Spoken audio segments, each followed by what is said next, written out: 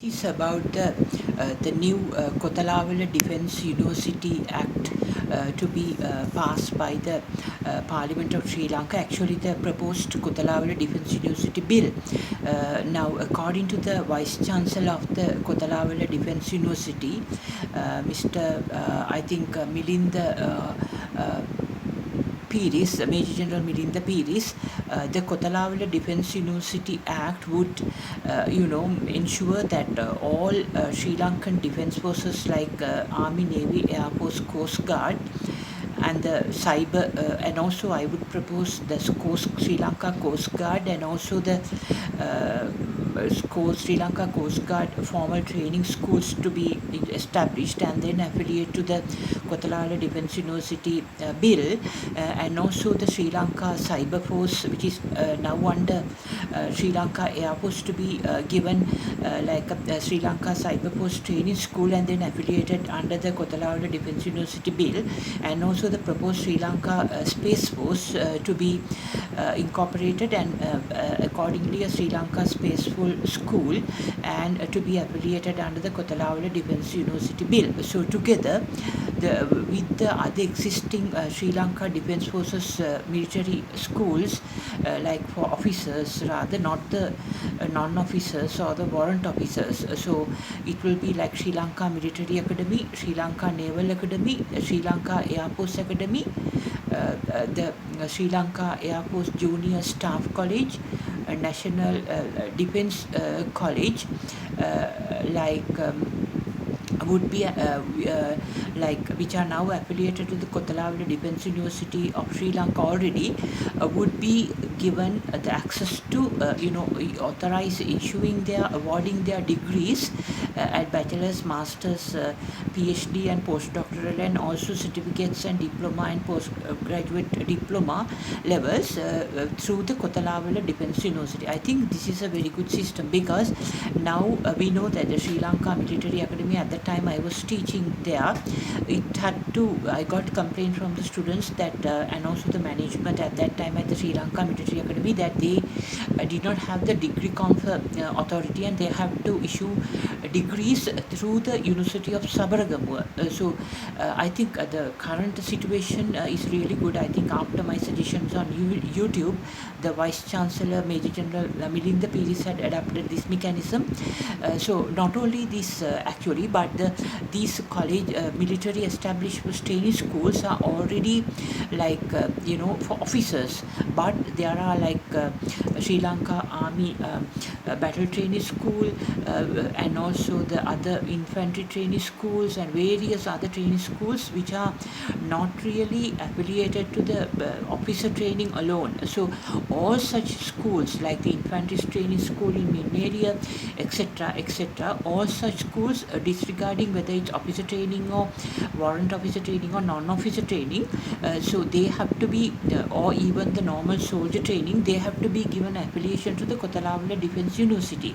So then actually in a systematic way, from soldiers to the non-officers or the warrant officers and the officers and the tactical officers, operational officers, strategic officers, the training can be offered through a university-based education of the Kotalawala Defence University.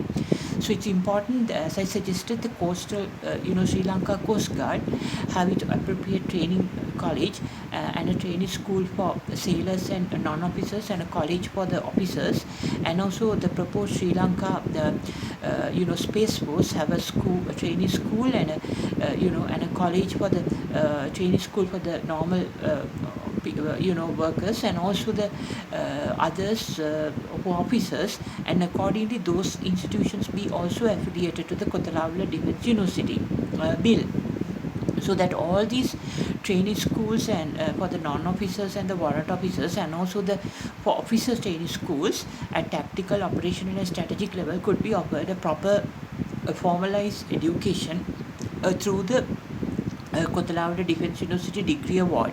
So all these defence sectors would get the same, university, Kotalawada Defence University, awarding them the degrees. I think this is the best thing to do, as I have been a lecturer at the Kotalawada Defence Academy long time ago, and I have proposed them to upgrade into a university, and accordingly it was done. However, the infrastructure facilities available at the university premises today are not sufficient. They have to be upgraded with the modern facilities needed, all sports, recreational, hostel, and everywhere, all facilities.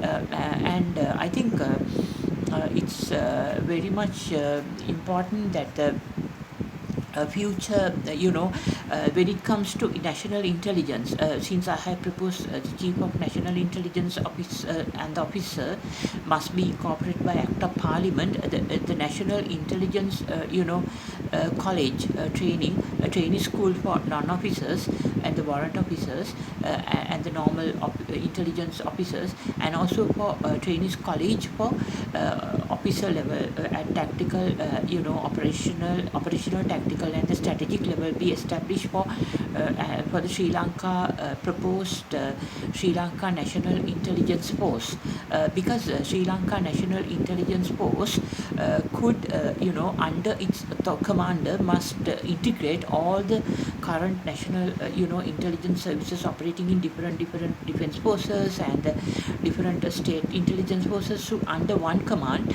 under the Sri Lanka National Intelligence Force, and Chief of National Intelligence also be part of it, and a different Sri Lanka National Intelligence Command must be incorporated, as already, proposed by Reverend Cardinal, His Eminence, the Ranjit Malcolm, as a solution to the problems with regard to the Easter carnage.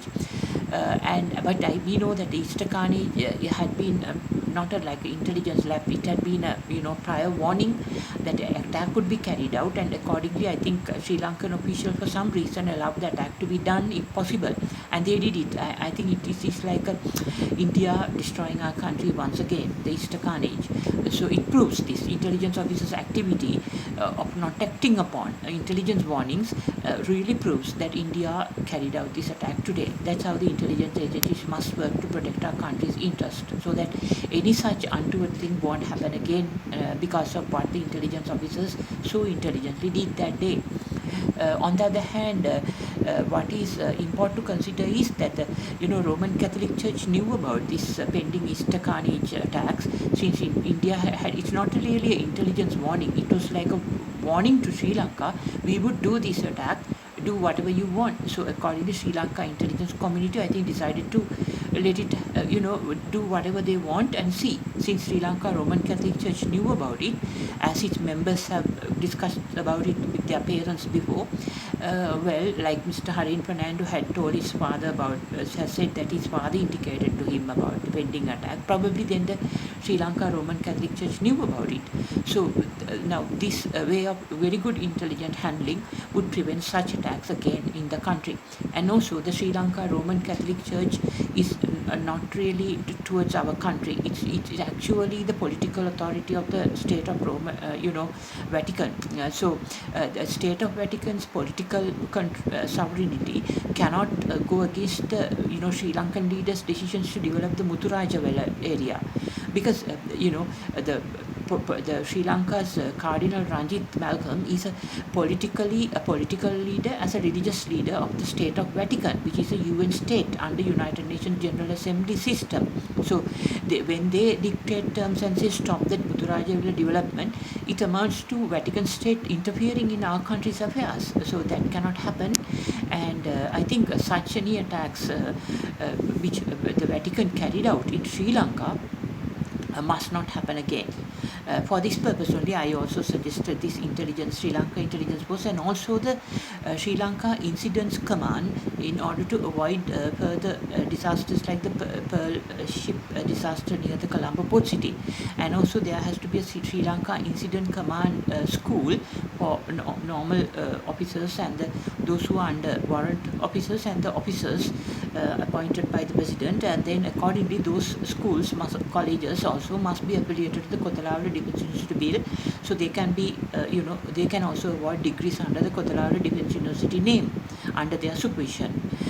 So I think these things are very much needed to streamline all different sectors together to ensure a more safe and secured environment in the Sri Lanka. And also it's needed Sri Lanka ecological force, ecological climate force, and also Sri Lanka other like we have seen so many earthquakes, tremors happening which around the Victoria Dam, which I think is probably because of the helicopter drops from other foreign airports.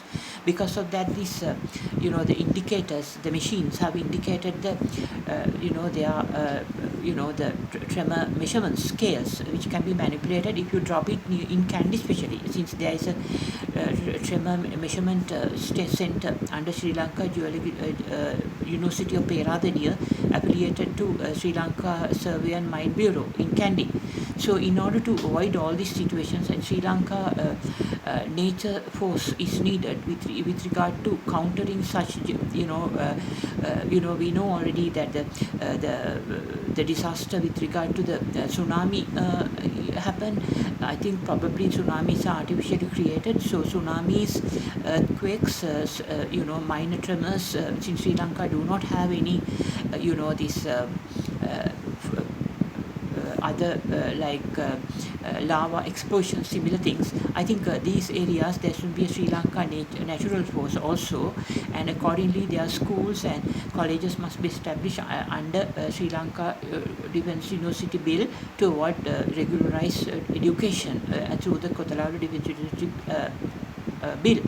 And also I think in additionally when you look at these areas, these are the major things I think. And also the special task force training school in Katagurunda, where I have been a lecturer, must be given application to the Kotalawala Defence University Bill to offer their offer school studies under the KDU bill, because there is no proper police university as I proposed. Still it had not come up properly, even though there is partly built infrastructure in Athidiya.